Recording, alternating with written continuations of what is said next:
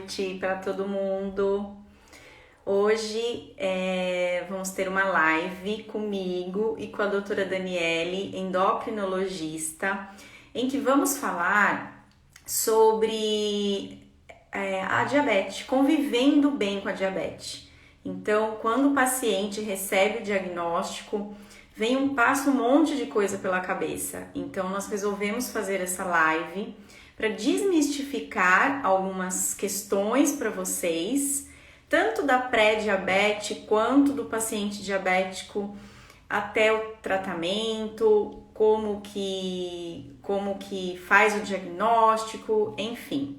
Então, se você conhece alguém que está com diabetes, que está com esse diagnóstico, ou que tem uma pré-diabetes, compartilhe essa live. Sabe esse aviãozinho aqui embaixo? Vocês clicando nesse aviãozinho, vocês conseguem compartilhar com as pessoas, tá bom? Então, vamos fazer isso? Eu vou fazer aqui também. Vou compartilhar. Vamos... Às vezes as pessoas têm alguém na família, amigos, tá? É super importante esse tipo de informação. Então, geralmente, vocês olham aqui, ó, que nem eu tô olhando agora, tem só 3 pessoas aqui online no Instagram, de quem eu conheço. Que aí vai estar uma bolinha. Daí vocês clicam para quem tá com essa bolinha, tá bom? Já vou aceitar a Dani já tá aqui. Então, pessoal, compartilha essa live, tá bom? Então, lembrando que aqui no aviãozinho. Olá. Oi, Dani! Tudo bem? Tudo bem? Tudo jóia! E com você? Tudo ótimo. Ah, então tá bom. Já compartilhei aqui para algumas pessoas a live. O pessoal tá entrando ainda, né? Tá, estamos aí. Estávamos agora, né, falando um pouquinho dos casos, falando um pouquinho, trocando uma ideia, né? Sim. Antes da live, né? Maravilha. Tem bastante coisa para falar, né? Você teve alguma pergunta, Dani? Não, específica não. Eu tive 2. Tá Depois ótimo. depois a gente abre para as perguntas e aí eu te passo. Tá ótimo. Então, agradecer de novo o convite, né, Camila, de falar de um tema tão importante Mas como é. obrigada a Muito você importante, né? por ter aceitado. Imagina, eu agradeço demais. Então, porque diabetes, né, o principal fator aí para controle do diabetes é a educação em diabetes, né? Então, é muito importante a gente fazer esse tipo de live, informações sobre diabetes, é muito importante, né, para os pacientes, para quem tem familiar com diabetes, né? Uhum. Ótimo, vamos sim. E tem muita gente, né, Dani? Tá cada vez mais aumentando. Sim, sim, é uma epidemia, né? Uhum. Já tem uma pergunta. Oi, Dona Estela. Você Tudo acha que a gente já bem? pode começar? Espera mais um Vamos, pouquinho? vamos começar e aí no final nós vamos responder as perguntas, ou mesmo quando você estiver falando, acho que essa pergunta vai dar para responder no meio do caminho, né, Dani? Tá ótimo. Se alguém tiver alguma pergunta também durante a live, pode ir perguntando, a gente vai esclarecendo. Uhum. Ótimo. Então, tá certo, né? Vou começar a falar um pouquinho, né? Fazer uma introdução, porque assim, o tema da live seria Vivendo Bem com Diabetes, né? Então, para a gente falar o que a gente tem que fazer para a gente encarar bem a doença, para a gente não ter as complicações da doença, e o que a gente precisa encarar ela como, não precisa encarar como um bicho de 7 cabeças, né? E sim como todo mundo deveria ter uma alimentação saudável, né? Controlar desde o início vai ser um benefício muito grande para o paciente. Então, abordar sobre isso, né?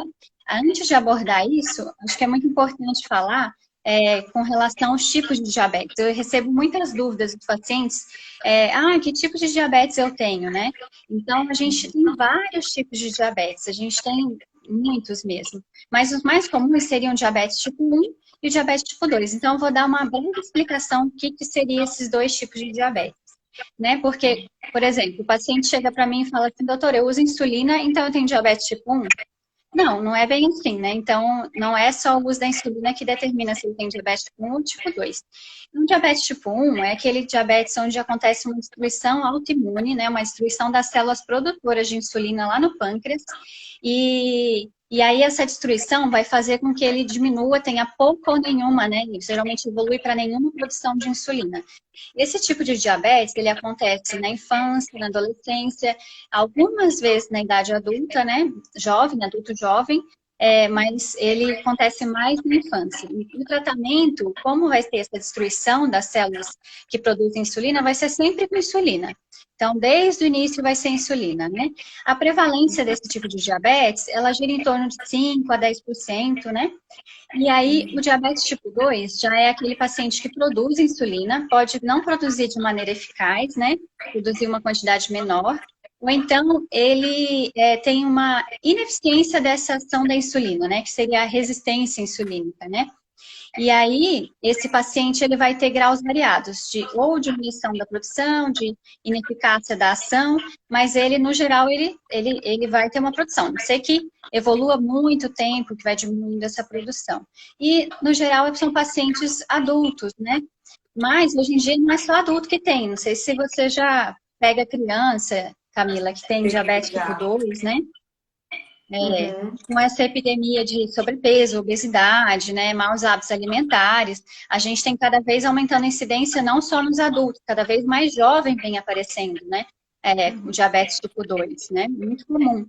Não significa que só obeso possa ter diabetes tipo 2, né, mas os maus hábitos alimentares, a obesidade, o sobrepeso são fatores de risco aí para o diabetes tipo 2. Então, tem vários tipos de diabetes, né? Mas outro também que eu queria falar só um pouquinho seria o diabetes gestacional, que é um diabetes que acontece na gestação. É aquela paciente que tem graus variados de excesso de açúcar no sangue durante a gestação, mas ela não tinha antes da gestação. É uma coisa que aconteceu só na gestação. E por que acontece isso, né? A mulher na gestação, ela tem hormônios que são produzidos pela placenta, hormônios que são produzidos pela própria gestação que dificultam a ação da insulina, da própria insulina que a mãe produz, né? Tudo isso para levar mais energia para o bebê, né? Então, a incidência pode aumentar aí de diabetes gestacional. Os fatores de risco são semelhantes aí os fatores de risco do diabetes tipo 2, ou seja, obesidade, sobrepeso, maus hábitos alimentares, assim do ovário policístico, é um fator de risco também. Então, é importante a mulher se planejar também, né, para ter uma gestação, evitar ter diabetes gestacional, né? Certo. E aí, falando um pouquinho sobre, a gente vai abordar mais, acho que o tipo 2, né, Camila, hoje. E aí, falando um pouquinho sobre os fatores de risco. Então, quais são, só para a gente abordar um pouquinho como é que a gente pode prevenir também, né? A gente vai viver bem também com diabetes, mas a melhor maneira seria a gente prevenir, né, Camila? Foi uma pergunta. Uma das perguntas foi essa, Dani. Como que eu previno diabetes? Tá? Ah, sim. Então, a gente sabe que existem vários fatores de risco, né? A gente sabe também que a história familiar, ela é importante, né? Se eu tenho alguém na minha família, eu já tenho um fator de risco para ter. Mas, não significa que eu vá ter. Então, eu tenho outros fatores de risco que são adicionais a esse fator de risco de uma história familiar. Que seria obesidade, sobrepeso, sedentarismo, colesterol alto, tabagismo, fator de risco, hipertensão é um fator de risco, né? Então, o mal do século, né? Obesidade, aumento da ingesta calórica, sobrepeso, obesidade, não precisa ter sobrepeso e obesidade para ter diabetes tipo 2, né? Mas é um fator de risco importante. Então, a prevenção seria atuando nesses fatores, né? Melhorando os hábitos alimentares, fazendo atividade física. Então, correndo aí da genética, né? Se tiver a genética, e muita gente às vezes não tem, mesmo assim, os maus hábitos alimentares, né? O sedentarismo acaba desenvolvendo o diabetes. É como eu sempre falo, genética não é destino, né? A gente tem genética para muitas doenças, mas é como se muitas vezes estivesse nas nossas mãos, você disparar ou não, né? Então, Sim, como que a gente previne, como que a gente não deixa disparar? É estilo de vida, melhorar estilo de vida, né, Dani? sim, que todo Então, mundo deveria ter, né? Todo mundo deveria cuidar, né, dos hábitos alimentares, não é específico. Eu acho que isso que as pessoas, às vezes, eu sou diabética, eu preciso ter uma alimentação diferente. Não, todo mundo deveria ter uma alimentação saudável, né? foi quando eu até comentei com você, né? Quando eu Isso. tive a aula de dietoterapia sobre diabetes, a professora colocou na lousa assim, nunca mais me esqueço. Dieta de diabético é igual a dieta de todos. Então, ou seja, é a dieta que a gente passa para o paciente, é que eu devo fazer, que você deve fazer, a que todas as pessoas devem fazer. Uma dieta saudável, preventiva, com alimentos. Mas daqui a pouco eu vou falar disso, não vou dar spoiler. Sim, Né? sim. Depois a gente Sim. fala mais disso. Ah, então, eu vou falar um pouquinho então sobre os critérios. Aqui, eu acho que alguém falou cortando o açúcar radicalmente. Você quer já falar sobre isso? A gente deixa. Não, vamos falar então. O açúcar não é só cortar o açúcar que você vai prevenir diabetes. Então, às vezes, você não come açúcar, não come doce, mas você come muito carboidrato, vindo do arroz, vindo do pão, ou então muita gordura, que a gordura também tem, né? Vamos dizer assim, a grosso modo, vai aumentar a glicemia. Então, como que a gente previne? Tendo uma alimentação equilibrada, com todos os nutrientes, carboidratos, proteínas, gorduras boas em equilíbrio. Então, não é só cortar açúcar, tá? E tem também os alimentos industrializados que estão mascarados. Então, você acha que não tem açúcar, a hora que você vê atrás, ele tem outros tipos de açúcar, né? Porque o açúcar ele tem vários nomes, existem vários tipos de açúcar. Então, pode ter lá escrito sacarose. Sacarose é um açúcar, né? E às vezes a pessoa não sabe disso. É um açúcar invertido, um xarope de milho. Então, tem que dar uma olhada sempre no rótulo. Ou então, o alimento está escrito assim, é integral, uma bolacha integral. Tá, ela é integral, mas tem que ver qual que é a ordem dos ingredientes. Então, se em primeiro lugar está a farinha de trigo rico em ferro, é uma farinha branca. Então, vai ter o tanto de carboidrato que vai ter nesse produto é alto. Então, não é porque é integral que a quantidade de carboidrato é baixa. O fator do alimento ser integral é que ele tem fibra, mas não que o carboidrato é baixo. Então tem que prestar muita atenção no rótulo. Quem tem diabetes, quem tem pré-diabetes, precisa ter essas informações, tá? Então, por isso que é até o motivo da live, para a gente começar a colocar essas informações. Essa semana eu coloquei sobre os tipos de açúcar, eu coloquei um post sobre esses tipos que muitas vezes, como eu falei, está mascarado, né? O açúcar ele está no produto para conservação, né? Então tem que tomar muito cuidado. Na verdade, a alimentação saudável é evitar produto industrializado, né? De pacote, como a gente fala. Então é muito mais simples do que a gente pensa, do que os pacientes pensam. Então, para que comprar uma bolacha? Né? Por quê? Porque comer uma bolacha no meio do dia? Come uma fruta, coloca uma aveia, tem tantas outras opções, um ovo cozido, um abacate com limão, que é uma gordura boa, fonte de gordura boa, castanhas. São ótimas opções de lanches para não precisar, não comprar um pacote de bolacha.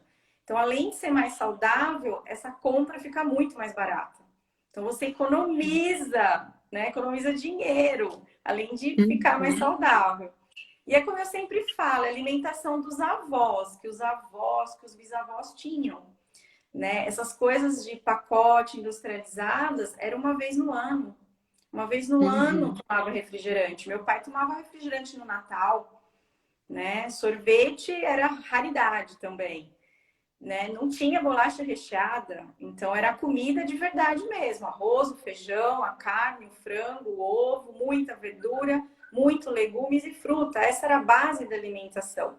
Leite derivados, né? Então a gente foi complicando muito.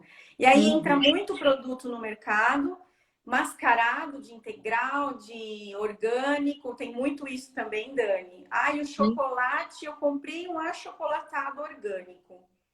A hora que você vai Confunde, né? ver, muito açúcar. Eu peguei um Sim, paciente, orgânico, né? O pessoal é, confunde muito, né?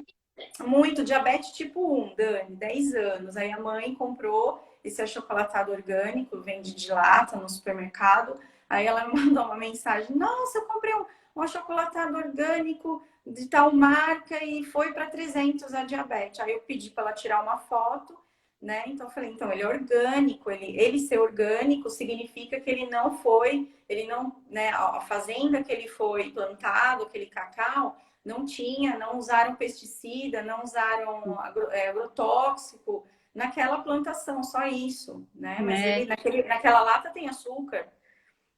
Então, sim. essas informações são importantes. E aí, sobre o rótulo, eu tenho uma dica. Tem um programa que chama, é um aplicativo de celular, chama Desrotulando. É maravilhoso esse Eu já aplicativo. falei sobre ele lá no meu Instagram.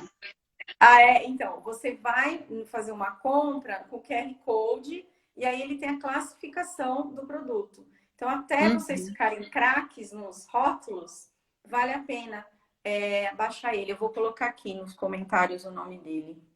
Ah, é bem legal mesmo esse aplicativo. E uma coisa que acontece bastante, né, Camila, é a gente, hoje em dia, inverter muito os valores, né? O arroz, feijão é ruim e a embalagem, o produto que está lá escrito orgânico, sem lactose, ou É o então máximo. é o máximo, né? Então, é aprender mesmo, acho que, a se alimentar de maneira saudável, mas sem muito mistério, né? Não precisa Eu ter muito. acho esse excesso de informação piorou. Então, nunca nós soubemos, falo nós, né? Nunca nós soubemos tanto sobre nutrição e alimentação e nunca as pessoas estiveram tão doentes. Então, muita informação é ruim. Então, seguir muitas profissionais, seguir muitas linhas é ruim. Então, tem pessoa que segue a linha low carb, que segue o zero carb, segue a cetogênica, e aí a pessoa fica perdida. Aí você segue uma blogueira, a blogueira ganha dinheiro para falar dos produtos. É a profissão da pessoa. Eles ganham Sim. para isso. Né? Ah, mas a blogueira falou, é bom. Né? Então, a dica que eu sempre dou é seguir o teu profissional. Então, se você tem um nutricionista, se você tem um médico, segue aquele profissional, vá atrás daquela linha, não fique querendo absorver informação de todo mundo, que é pior. Você adoece, é pior. É. E uma coisa também que blogueiro está falando da experiência dele, isso não significa que tenha nenhuma evidência, né? Então é muito diferente a Uhum, gente falar de uma experiência própria do que trabalhar com uma evidência científica, com realmente que tem respaldo, né? uhum, Então, não que não possa seguir nenhum blogueiro, não é isso, mas não uhum. ficar sendo tão influenciado. Às vezes até nem seguir também, né? Mas assim, não É, ficar sendo tão influenciado, porque é a experiência da pessoa, não significa que aquilo lá vai funcionar para todo mundo, né? É lógico que exa- não vai. exatamente. Ô Dani, e fala um pouquinho para gente sobre a hemoglobina, hemoglobina glicosilada, como que é o diagnóstico dela, como que funciona, né? Porque as pessoas, os pacientes às vezes olham lá, ai, a minha glicemia de jejum tá boa, você viu? Mas aí a hora que vê na hemoglobina glicosilada não tá boa, né? E eles não Uhum. entendem isso, né? Sim. Então, primeiro falando um pouquinho só sobre o diagnóstico, o diagnóstico, então, ele é feito também pela hemoglobina glicada, né? O que é hemoglobina glicada? Hemoglobina glicada é um exame que vê o controle do diabetes durante 3 meses, o açúcar no sangue durante 3 meses. Então, ele vai fazer uma média desse açúcar no sangue e vai dar uma porcentagem, vai dar um resultado numa média, né? E aí, para a gente dar o diagnóstico, a média teria que ser maior ou igual a 6,5, né? A gente dá o diagnóstico. Para a gente falar de controle, depois eu falo os outros critérios diagnósticos. para a gente falar de controle. Eu tenho diabetes, mas eu preciso ver como é que está meu diabetes. Então, a glicemia de jejum é um parâmetro, né? É um parâmetro que a gente vê, que daí o controle seria, o ideal seria entre 80 e 130, né, da glicemia de jejum. E nem sempre, às vezes, reflete aquele dia, né? Aquele dia, nem sempre a glicemia de jejum vai ser um parâmetro, vai ser um parâmetro isolado, né? E a hemoglobina glicada, ela vai refletir aí o controle do paciente durante 3 meses. Então, a gente fala assim que ela não vai, no geral, ela não vai mentir, ela vai falar como é que tá ficando esse controle dele. Não adianta ele fazer a dieta ali pertinho, melhorar bem a glicemia de jejum, que se ele estiver descontrolando, a hemoglobina glicada geralmente vai estar aumentada, né? E aí, para a gente falar em controle, seria abaixo de 7, né? Muitas vezes abaixo de 7. Lógico, depende do paciente. Por exemplo, um paciente mais idoso, que tem risco de hipoglicemia maior, às vezes a gente tolera uma hemoglobina glicada mais alta. Mas isso é de acordo com o paciente. Aquele paciente muito jovem, às vezes tem a gente preconiza aí abaixo de 6,5, uma mulher que quer engravidar. Por exemplo, o ideal seria abaixo de 6,5. Então, depende aí do caso, né? Isso para quem é diabético. Isso, para quem é diabético. Aí o controle, falando de controle do diabetes, seria aí abaixo de 7, 6,5, alguns pacientes abaixo de 8, dependendo do caso, né? Mas, no geral, gravem abaixo de 7, que é um bom parâmetro aí de controle. Mas tá, voltando aí, não sei se você quer falar um pouquinho sobre as variáveis agora, ou a gente pode falar depois. Não, pode falar. Tá, então, para a gente falar da hemoglobina glicada, né? Agora, não entendi. Não, pode falar, vamos seguir. Pode seguir, pode seguir. Ah, tá ótimo. Então, para a gente falar da hemoglobina glicada, nem sempre ela, por exemplo, um paciente que faz uso de insulina, né? Que vai lá ver como é que está no controle, ele vê a glicada. A glicada não é o único parâmetro, porque, por exemplo, se a glicada estiver boa, abaixo de 7 ou próxima de 7, mas o paciente tiver uma hemoglobina glicada, tiver uma glicemia que varia entre 30 a 300, a glicada não é um bom parâmetro, entendeu? Não vai ser o único parâmetro, porque ele está variando demais. E a gente sabe que essa variabilidade glicêmica é muito ruim para o organismo. É ruim o paciente ter hipoglicemia, não só pelo que ele sente, né, que é muito ruim, mas que é ruim mesmo, pode predispor a arritmia. Não é muito ruim para o organismo, libera vários hormônios que realmente desencadeiam problemas, né? Problemas cardíacos, não é bom. E essa variabilidade glicêmica também mostrou aumentar a mortalidade, né? Então, o ideal é que a gente veja no paciente como um todo, né? Não só a hemoglobina glicada.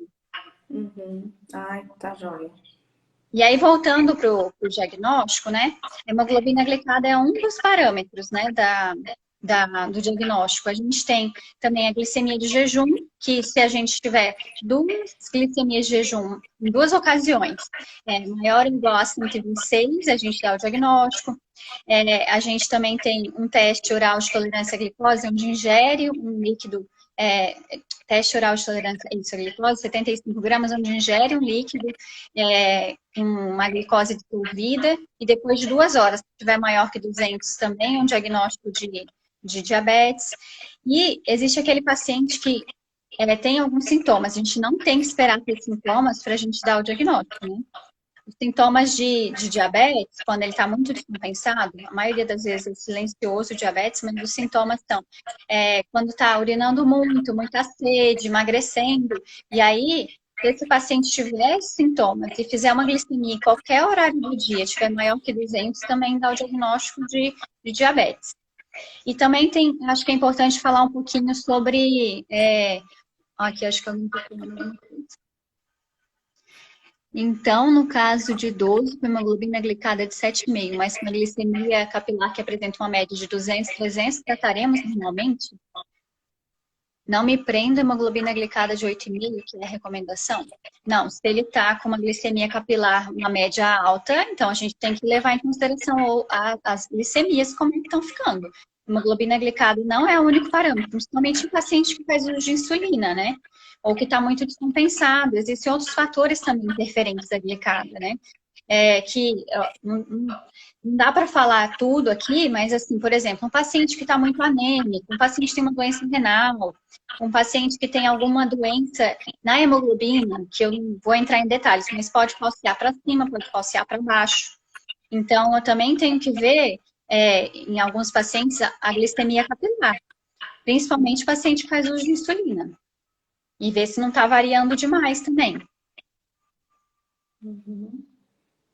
Certo. E aí, então, falar sobre o pré-diabetes, né? Que muita gente acho que tem dúvida aí como é que faz o diagnóstico de pré-diabetes. O pré-diabetes seria duas glicemias de jejum entre 100 a 125, uma hemoglobina glicada entre 5,7 até 6,4, e quando toma aquele líquido lá, né, o TOTG 75 gramas, que é o teste oral de tolerância à glicose, teria entre 140 a 199. E aí, se o paciente recebe um diagnóstico de pré-diabetes, ele pode melhorar os hábitos de vida, melhorar a alimentação para evitar progredir para um diabetes. Então, ele já tem que começar a tratar como se fosse um diabetes, né? Só que um diabético, mas na verdade todo mundo deveria, né, Camila, melhorar a alimentação. É a mesma teoria. recomendação. E aí nem todo mundo precisa entrar com medicamento quando tem pré-diabetes. Isso vai ser individualizado, né? De acordo com o caso. A metformina, que é o mais utilizado aí para o pré-diabetes, a gente tem algumas recomendações aí de pacientes que se beneficiam mais de usar a metformina. Por exemplo, paciente que tem um IMC maior que 35, uma obesidade grau 2, esse se beneficia mais. Uma paciente, por exemplo, que teve um diabetes gestacional, uma paciente que tem uma glicada maior que 6, então já está mais próximo ali dos 6,5, né, que já seria um diagnóstico de diabetes, então esse paciente se beneficia também de já iniciar uma metformina, um medicamento para o pré-diabetes. Paciente que melhorou o estilo de vida, mas está progredindo com uma piora, mesmo que seja pequena ainda da hemoglobina glicada, isso também se beneficia. Então, já começar a tratar, mas nem todos os pacientes. Então, isso é bem individualizado também. Uhum. Ô, Dani, então quem teve a diabetes gestacional tem um risco maior de ter a diabetes? Uhum.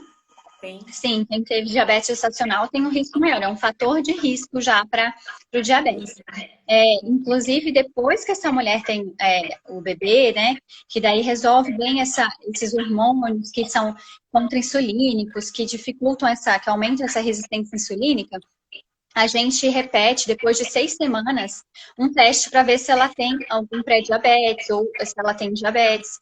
A gente repete o TOTG 75 gramas depois de 6 semanas da gestação, para ver se ela tem um pré-diabetes ou diabetes, para ver se beneficia. Mas lógico que ela precisa melhorar já os hábitos de vida, para ela não evoluir com diabetes também, que já é um fator de risco.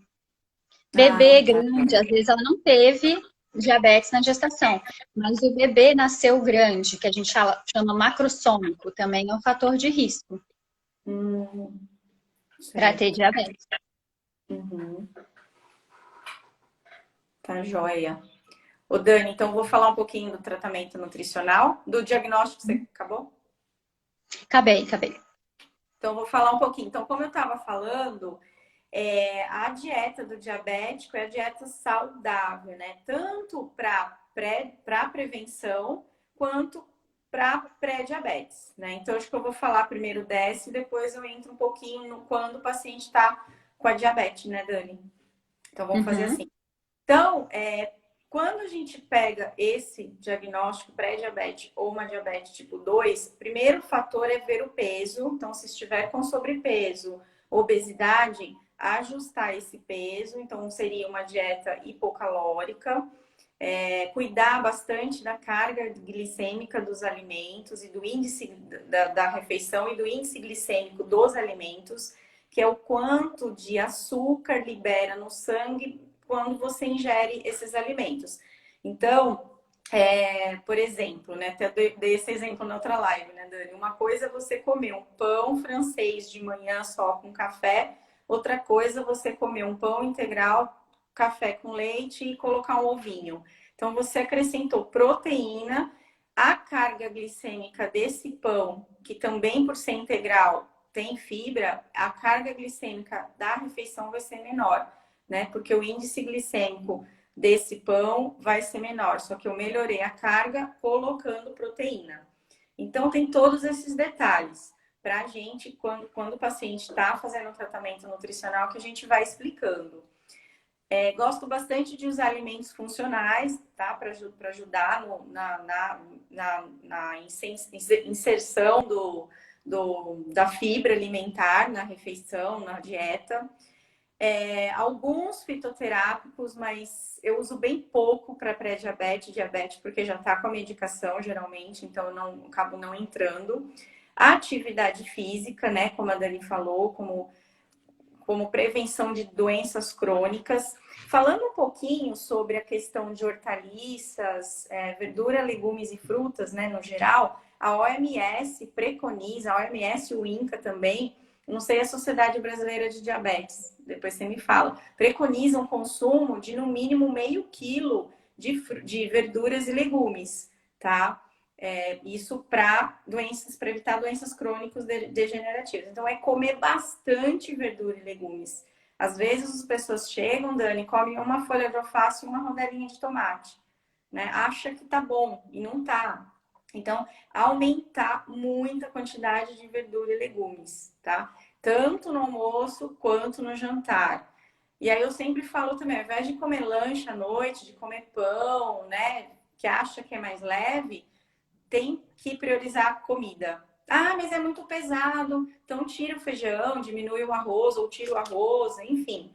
É muito mais saudável, fica muito mais barato. Então, hoje em dia, eu tô falando muito disso. O meu apelo na consulta sempre é esse, é o preço. Ó, você vai economizar esse dinheiro, você pode viajar depois no ano que vem.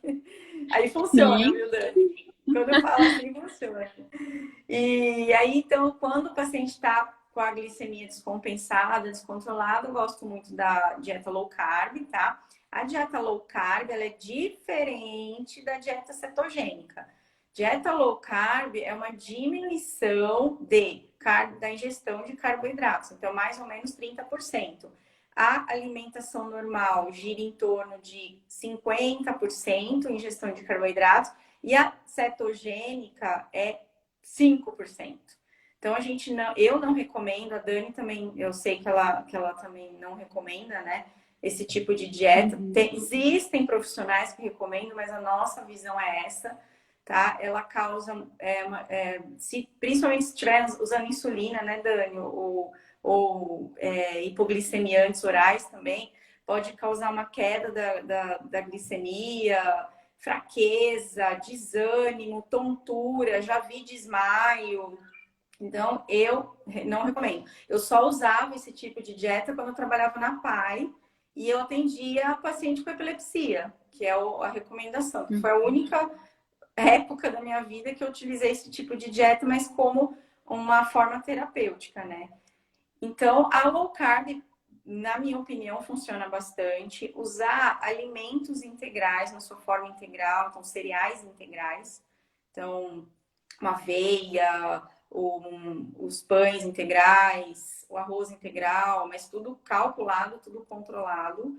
E eu sou muito fã Diferente de olhar o rótulo lá, né, Camila? Oi? Diferente de olhar o rótulo lá integral. Pronto, tá liberado, né? Exatamente. Então, quando a gente fala integral, é na sua forma íntegra, é o alimento na forma íntegra. Então, quando eu pego um arroz, a gente consumir um arroz integral significa o quê? Que ele foi menos processado. Da forma que ele foi plantado, ele é integral, só descascaram e o arroz integral tá lá. Então, foi menos processado. Aí, aveia, por exemplo, a aveia é um alimento integral, é um cereal integral. O amaranto é um cereal integral. Então, isso é priorizar carboidratos integrais. Diferente de procurar só produtos integrais. Então, procurar uma bolacha. Ah, ela falou que o integral é bom? Então, foi lá, viu que a bolacha integral, né? Tem bolacha integral, então é bom também. Só que lembrar que quanto menos industrializado, melhor para todo mundo, para sua saúde, para qualquer tipo de paciente.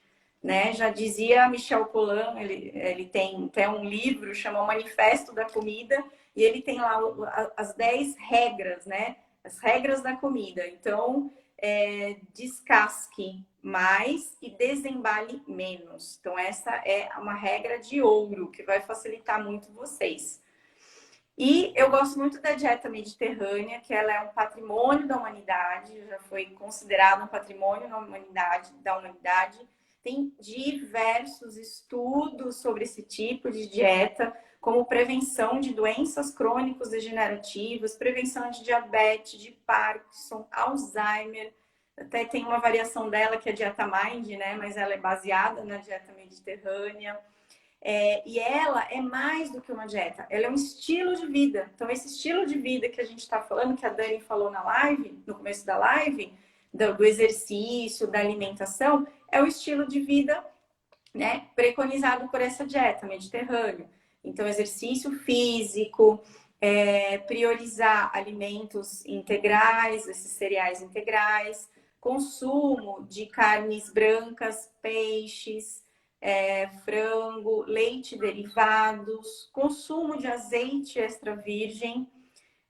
A gordura deles azeite extra virgem, eles usam para passar no pão, eles usam para cozinhar, eles até tomam antes do almoço, antes do jantar, né? Porque até causa uma saciedade. Então, eles comem menor quantidade de comida. E eles partilham muito a refeição. Então, o comportamento alimentar deles é diferente. Eles compartilham. Todo mundo senta na mesa para fazer a refeição. Não é cada um comendo num cômodo, comendo na sala, vendo TV.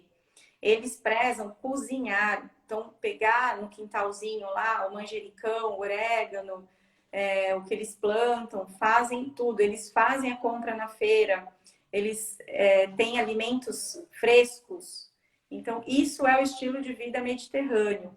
Então, é o estilo de vida dos países banhados pelo mar Mediterrâneo. Então, a Espanha, Grécia e Itália.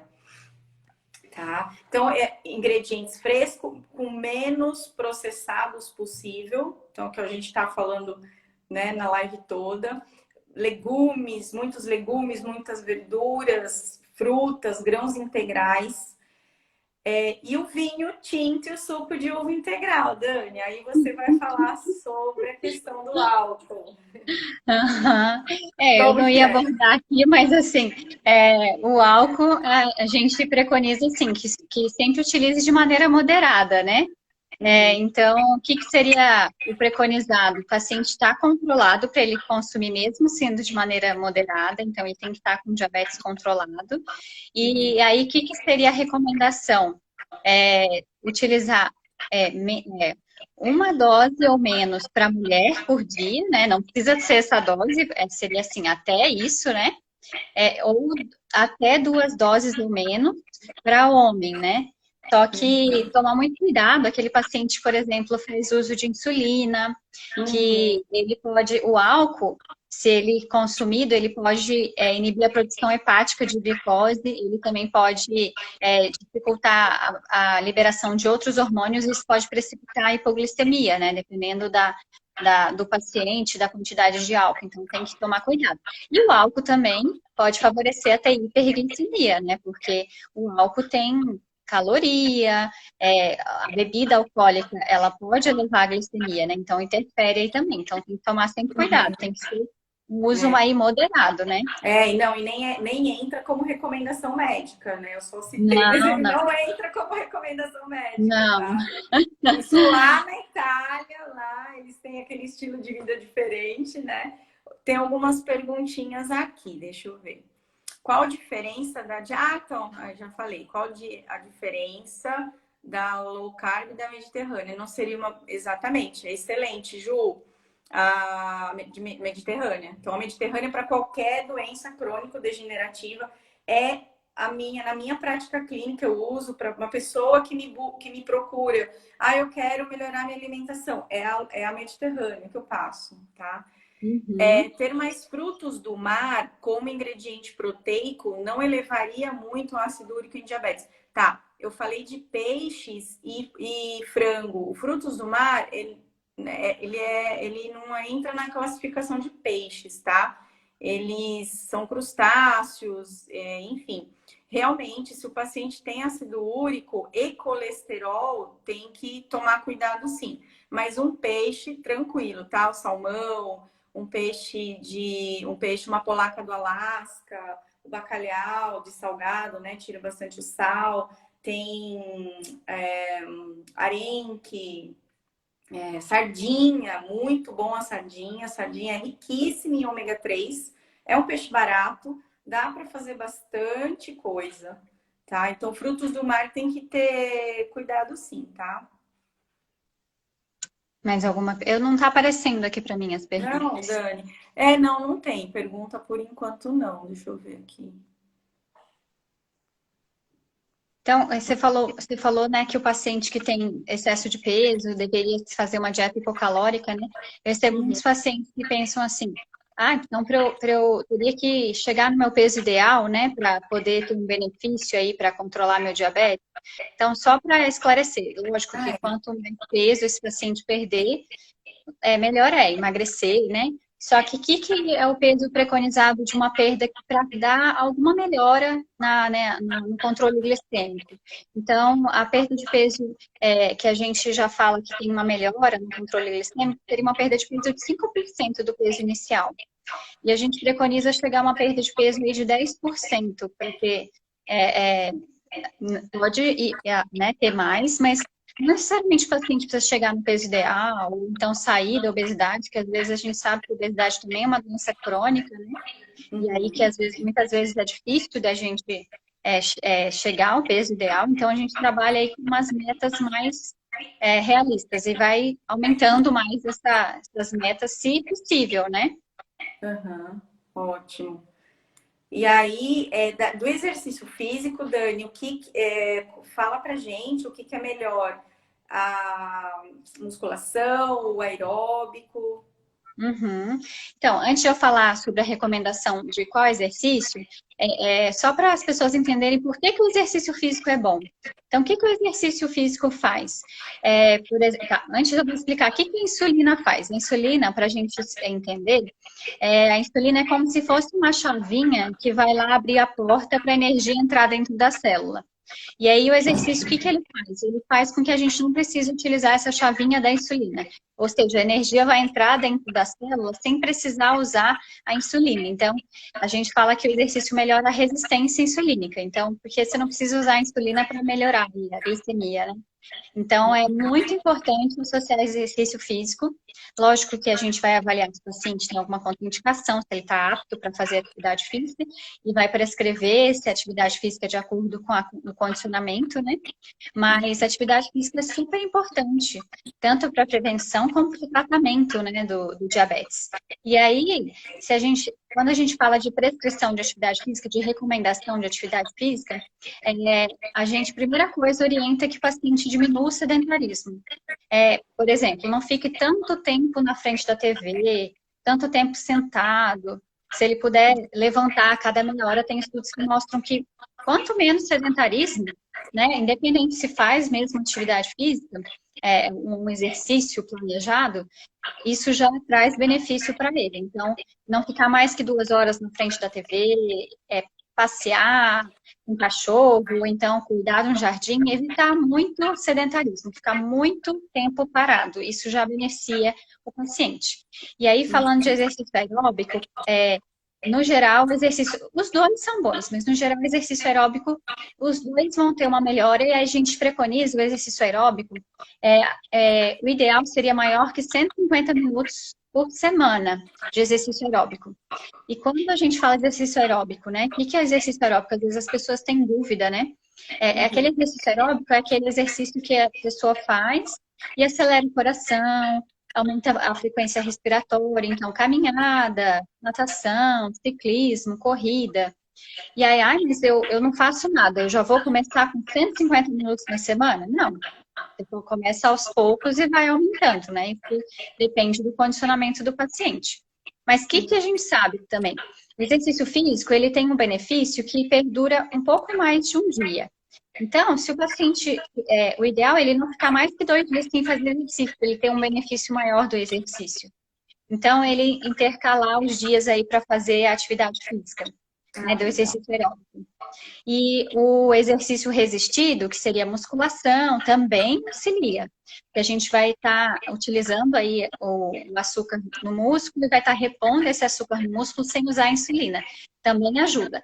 Mas aí tem alguns casos específicos que, quando, por exemplo, a paciente que usa insulina vai fazer um exercício muito resistido, que exige muito, um exercício muito anaeróbico, pode elevar a glicemia.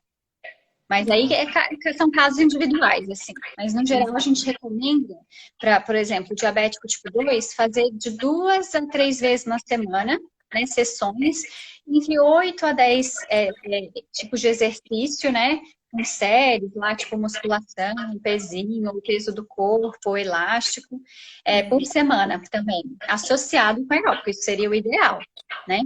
Os dois juntos. Senão, a gente pelo menos preconiza que faça alguma coisa aeróbica, se for mais fácil para o paciente.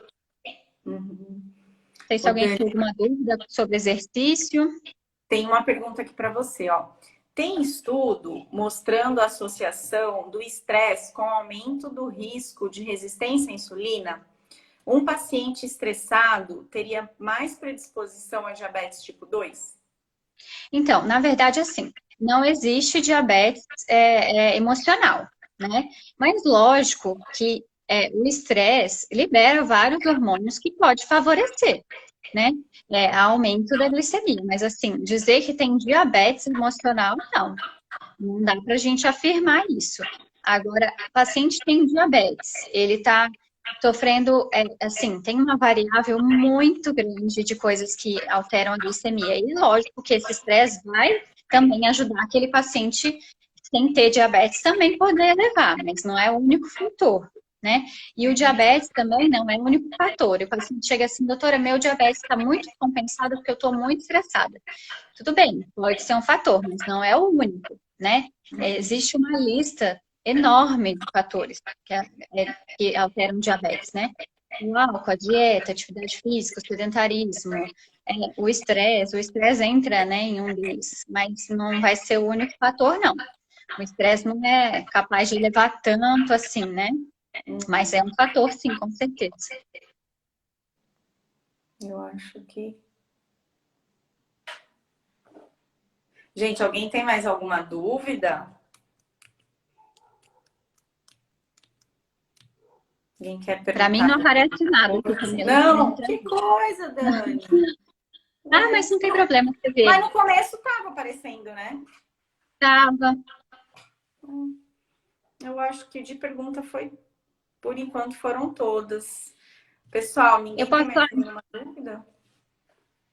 Oi, Dani. Não, isso eu ia falar sobre tratamento, né? Pode Se falar. ninguém tiver mais nenhuma dúvida, Não tem. que eu acho super importante falar que a gente preconizou, né? Falar sobre vivendo bem com diabetes. Assim, vários fatores são importantes para o paciente ter um diabetes controlado, né? Controlado, viver bem com diabetes, evitar as complicações, além de, lógico, fazer tudo isso que a gente está falando, né? Mas, assim, alguns fatores que influenciam até nisso. Por exemplo, o acompanhamento. Muitos pacientes, como a diabetes é silenciosa, o paciente recebe esse diagnóstico, mas, tá tudo bem, ele continua seguindo a orientação, né? Que recebeu da nutricionista, da dieta, continua usando o medicamento, mas meio que esquece que tem a doença, né? E vai seguindo. Até segue fazendo um pouco da alimentação, tomando medicamento, mas não acompanha. E como a doença é silenciosa e ela é uma doença crônica e progressiva, o paciente ele precisa acompanhar sempre, ele não pode parar de acompanhar. Porque a gente pede a oportunidade de otimizar o tratamento, né? E a gente sabe que se a gente acompanhar e a gente sempre manter ele bem controlado, isso vai evitar com que ele tenha complicações futuras. Ele não precisa esperar o sintoma, esperar descontrolar para ele otimizar o tratamento, né? Que a gente chama de inércia terapêutica. Ele esperar para tomar atitudes, né? O paciente, ou ele não aparece, ou então ele vem e fala assim, não, agora eu vou melhorar, não quero mais tomar remédio. E aí você fica esperando E aí isso vai adiando o controle dele e a gente tem uma memória metabólica do organismo. Então, se ele ficar muito tempo descontrolado, isso ativa uma memória metabólica do mal, assim, como se a gente falasse, uma memória metabólica ruim. O que essa memória metabólica faz? Ela faz com que o nosso corpo ative genes que favoreçam a inflamação. Então, isso vai favorecer as complicações crônicas do diabetes, né? Então, o paciente ele deve controlar sempre desde o início. E aí, se der, a gente reduz medicamento, a gente ajusta, né, o tratamento, sempre enfatizando, né, melhora dos hábitos alimentares, atividade física, mas não ficar nessa inércia, né? Ficar esperando ele controlar, e aí a gente vai sempre ajustando e acompanhando, né, o É muito tratamento. mais fácil, né? Porque tem pacientes que, acho que tanto para nós nutricionistas quanto para vocês, que só procuram a hora que tá um caos, né? Aí vai lá, procura, aí segue 2 meses e depois abandona. Aí É, desaparece. Aí volta. Então, assim, a gente não consegue ter um raciocínio, né, Dani? Fica difícil ajudar o paciente e aí ter um raciocínio, né? Tem uma pergunta que eu não respondi, eu não tinha visto. Peraí, vamos ver. Foi a Gislaine que perguntou, eu não tinha visto, eu pulei a pergunta. Aqui, ó. Quais frutas e legumes não são recomendados para os diabéticos? Quando o diabetes está descompensada, as frutas que têm mais frutose, tá? Então, por exemplo, melancia, manga, a banana, o mamão, melão, a uva, tá? Tem outras, mas eu tô falando as principais. Se você lembrar de alguma, Dani, as principais que é o que o pessoal mais consome, né? Acho que são essas. sim, é sempre importante falar, não é proibido, né? Mas assim, quando É, tá descompensado, é bom ele evitar, né? E evita. principalmente comer sozinho, né? Comer No sem ter meio da nenhum alimento. tarde. No meio da Aí tarde, isso né? leva mais, né? Aquilo que você falou, né? Misturar e diminuir a carga glicêmica. Se tiver com muita vontade e a diabetes estiver descompensada, se não der para evitar, come de sobremesa, tá? Mas, como a Dani falou, se tiver controlada, dá para entrar sem problema nenhum. De legumes, vamos lá. Os legumes ricos em amido, então, por exemplo, a batata, a mandioca, a mandioquinha, elas têm uma quantidade maior de amido, de carboidrato, tá? Então, elas também, quando está descompensado, evitar. Ou se for comer, tira o arroz. Então, tira o arroz para poder comer a batata, a mandioquinha, a mandioca, tá? Só E essas. misturar, né? Com É, legumes, verduras, né? isso. Então, só essas, na minha opinião. Então, por exemplo, cenoura, beterraba é tranquilo, ninguém vai comer um quilo de beterraba para dar, né, o açúcar lá, a frutose. Então, são essas mesmas que são ricas em amidos. Comeu, tira o arroz, porque são dois alimentos ricos em carboidratos, né? Então, fazendo esse jogo, né, esse controle, não tem problema. Mais uma pergunta: de quanto tempo, em quanto tempo tem que checar a glicemia? Aí vai depender do paciente, né? Por exemplo, o paciente diabético tipo 2, que está bem controlado, geralmente a gente acompanha a cada 4, 3 meses, às vezes até um pouquinho mais, isso depende. Um paciente mais descontrolado, a gente vai querer ver mais de perto, né? E aí, a glicemia capilar, que é aquele que a gente faz o teste da pontinha de dedo, quando o paciente não usa insulina e está bem controlado, a gente não tem uma indicação clara de ficar fazendo pontinho de dedo, né, para os pacientes diabéticos tipo 2 que não usam insulina, que estão bem controlados. E aí ele pode acompanhar a cada 3, 4 meses com exames de rotina. Agora, o paciente está descontrolado, faz uso de insulina, e aí, dependendo da quantidade de insulina que ele faz, ele tem que monitorizar também a glicemia capilar, levar para o médico, né, para otimizar aí o tratamento, né, ajustar a dose de insulina. Então, vai depender do paciente. Aí tem que ver Uhum. com o médico que acompanha mesmo o paciente. Eu vou falar, vou falar, mas você que vai falar. Eu vou citar e você que vai falar, tá, Dani? Ah, Sobre a hipoglicemia. Então, o paciente que tem hipoglicemia não é para ficar comendo doce, né? Fala para nós aí, Com Dani. certeza, nossa, que a gente sofre com isso. Então, a orientação, né? O que que acontece? O paciente, primeiro que ele não sabe direito o que que é hipoglicemia, né? Hipoglicemia é quando está abaixo de 70 para quem é diabético, né? Então, abaixo de 70, o que que a gente preconiza? Um carboidrato simples de alta absorção. Ele não consuma doce. O doce, por exemplo, um chocolate ou algum outro doce, ele tem gordura, ele tem outros elementos ali no doce que vai fazer com que o alimento seja absorvido mais lento. E ele vai elevar mais a glicemia a longo prazo, mas também não vai resolver rápido. Quando eu tenho uma hipoglicemia, eu quero resolver isso logo. Eu tenho risco dessa glicemia baixar mais, o paciente entrar em coma, ter problemas pela hipoglicemia. Então, tem que ser alguma coisa que resolva rápido. Então, tá abaixo de 70, ou ele seria recomendado consumir 15 gramas de carboidrato simples. Um exemplo mais fácil seria uma colher de sopa de água, de açúcar misturado na água. E aí, quando a gente fala de hipoglicemia mais grave, seria abaixo de 54. E aí seriam 2 colheres de sopa de açúcar misturado na água. E aí o paciente toma essa água com açúcar, né?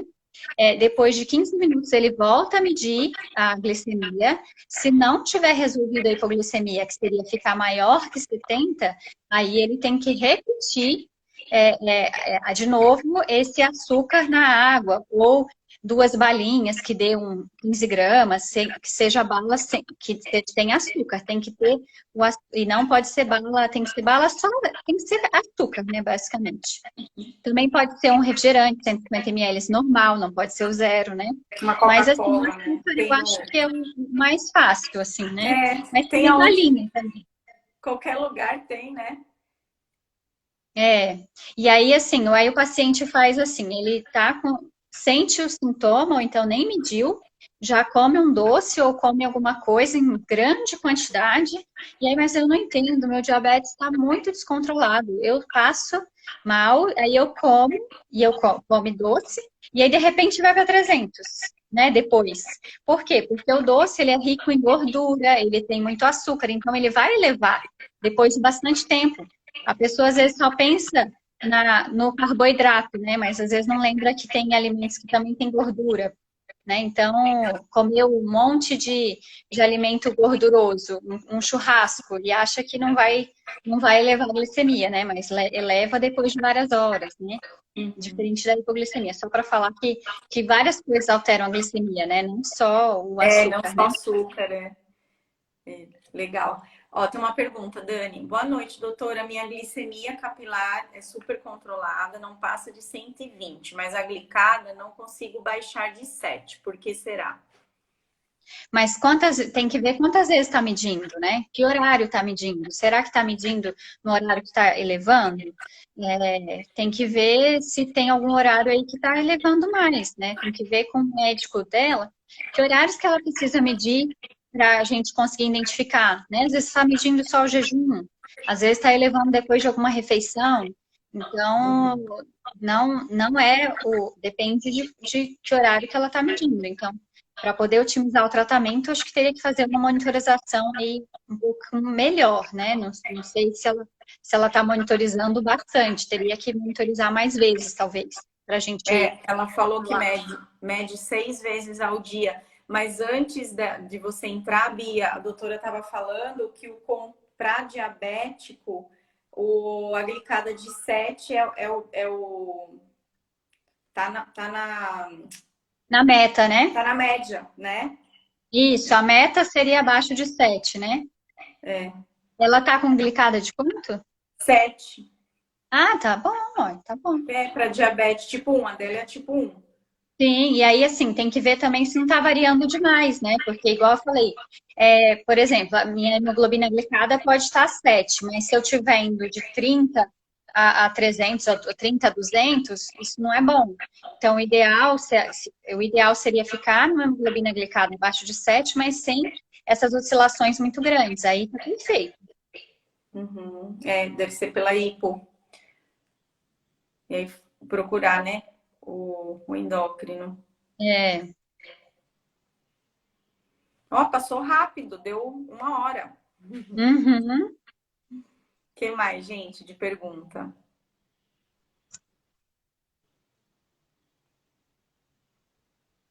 Acho que eu não pulei mais nenhuma pergunta.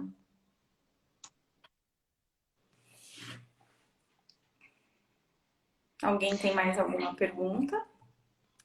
Quer falar alguma coisa, Dani?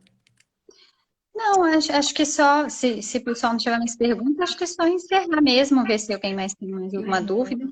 Até tinha planejado falar mais algumas coisinhas, mas até passou rápido, né? Não, mas se quiser falar agora, antigamente eles bloqueavam a gente, o Instagram, tinha que ser 1 hora. Mas agora dá até para ficar um pouquinho mais, se você quiser colocar alguma coisa. Uhum. Então, não, só acho que falar de novo das complicações, né? A importância também do acompanhamento é o médico criar as complicações. Lógico, para a gente teria que ficar na meta para evitar as complicações, mas o médico ele vai observar como é que é a função renal do paciente, ele vai pedir exames para ver se não tem alguma lesão renal que foi provocada pelo diabetes, vai orientar a fazer exames no olho, porque pode ter lesão no olho por conta do diabetes. Então, não esperar ter sintomas para poder acompanhar e rastrear as complicações. A gente não espera ter sintomas para a gente acompanhar esse paciente em todos os aspectos, né? Porque o paciente pode ter complicação no olho, né? Retinopatia, ele pode ter complicações nos nervos, então a gente chama de neuropatia.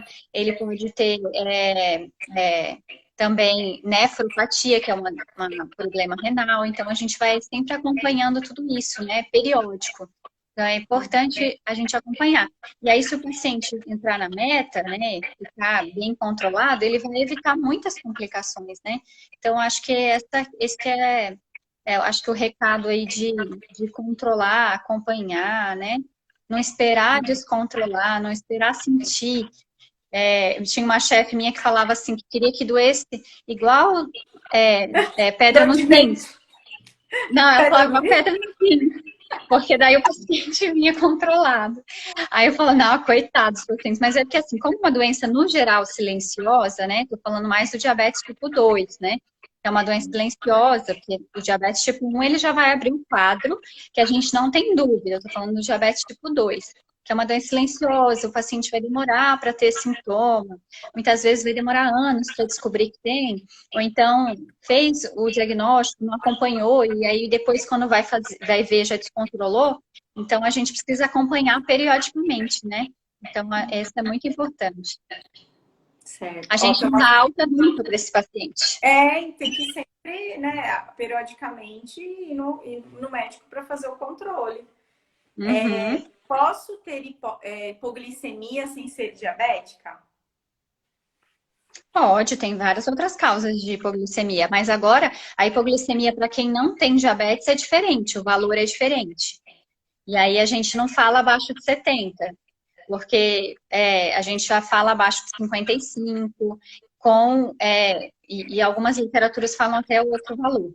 Mas geralmente abaixo de 55, para a gente falar que é hipoglicemia, com sintomas de hipoglicemia, que a gente chama isso de tríade de Whipple, que é sintomas de hipoglicemia, quais são os sintomas? Tremores, palpitação, medir a glicemia, ela está abaixo, e melhorar depois que eu consumo açúcar, ou algum alimento, né? Daí a gente pode falar que é hipoglicemia. Os pacientes confundem muito, eles acham que, primeiro, baixou de 70 já é hipoglicemia para qualquer pessoa, não é? E também, qualquer mal-estar já é hipoglicemia, né? E aí, dependendo do caso, às vezes tem uma hipoglicemia reativa, comeu muito carboidrato, às vezes pode ter uma hipoglicemia depois, mas isso aí é de acordo com o caso mesmo, mas pode sim ter hipoglicemia sem ser diabético. Aí tem que ser investigado, né? E no caso, quem tem hipoglicemia, né, quem é diagnosticado com hipoglicemia, o tratamento nutricional é igual o diabético, né? Ter uma Sim, alimentação na saudável. hipoglicemia reativa, né? Por exemplo, que é do consumo de muito carboidrato, eu libero muita insulina, que é um dos tipos de hipoglicemia mais comuns até, né? Depois tem insulinoma, tem outros casos mais raros. E aí, ele tem que, então, fazer uma alimentação mais balanceada, com alimentos integrais, né? Evitar aquele carboidrato simples. Realmente, o tratamento é bem parecido. Deixa eu ver aqui. Eu acho que não tem mais pergunta. Vamos encerrar? Vamos sim. Vamos. Então, obrigada, Dani, pela live, viu? Muito bom. Eu que agradeço. Muito obrigada pelo convite, foi um prazer. Não, o prazer é meu. E obrigada para todo mundo que esteve aqui. Qualquer dúvida, pode entrar em contato conosco pelo inbox, tá? Se ficou alguma pergunta que a gente responde, né, Dani? Sim, com certeza. Agradeço demais todo mundo Então, tá que bom. assistiu, que esteve aqui com a gente, fez pergunta. Obrigada. E agora eu vou salvar e vamos colocar no nosso GVT. Tá Tá ótimo. bom? Obrigada, Então, obrigada a todo mundo. Tchau, obrigada. tchau. Tchau, tchau, gente.